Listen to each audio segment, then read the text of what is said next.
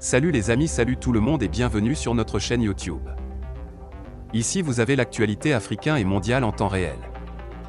Et bien les amis, avant de commencer, n'oubliez pas de vous abonner et d'activer la cloche de notification pour ne plus manquer nos prochaines vidéos. Nous tenons à rappeler que les images utilisées sont à titre illustratoire. Nous vous invitons à rester poli dans l'espace commentaire sous peine de voir votre commentaire tout simplement supprimé. Sur ce, on peut commencer. Ismaël Ouagé, le ministre de la Réconciliation nationale, est à Gao pour relancer le dialogue avec les groupes armés du nord du Mali. Ce déplacement a lieu alors que les ex-rebelles indépendantistes de l'Azawad font planer l'ombre d'une reprise des armes. Des officiers du Mouvement national de libération de l'Azawad, MNLA, foulent le sable sous les vivas de centaines d'hommes qui, dressés à l'arrière de dizaines de piques UPS ordonnés en arc de cercle, pointent leurs armes automatiques vers le ciel.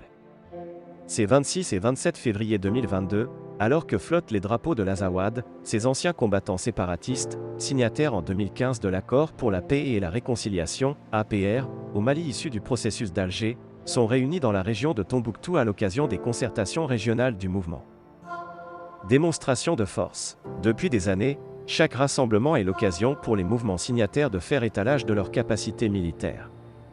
Le rendez-vous ne fait pas exception, nous avons 4000 hommes munis d'armes individuelles dans la région de Tombouctou, précise ATRG Mohamed, membre du bureau exécutif du MNLA. Le décompte a des allures de démonstration de force. D'autant qu'il est accompagné d'un communiqué sévère à l'endroit du gouvernement malien. Les anciens rebelles indépendantistes y déplorent le retard pris dans la mise en œuvre de l'accord pour la paix et la réconciliation et les soubresauts que cela pourra engendrer, si rien n'est fait dans les plus brefs délais. Le TON a changé depuis l'arrivée des ceux que les autorités présentent comme des instructeurs russes. Une mise en garde à l'endroit des autorités?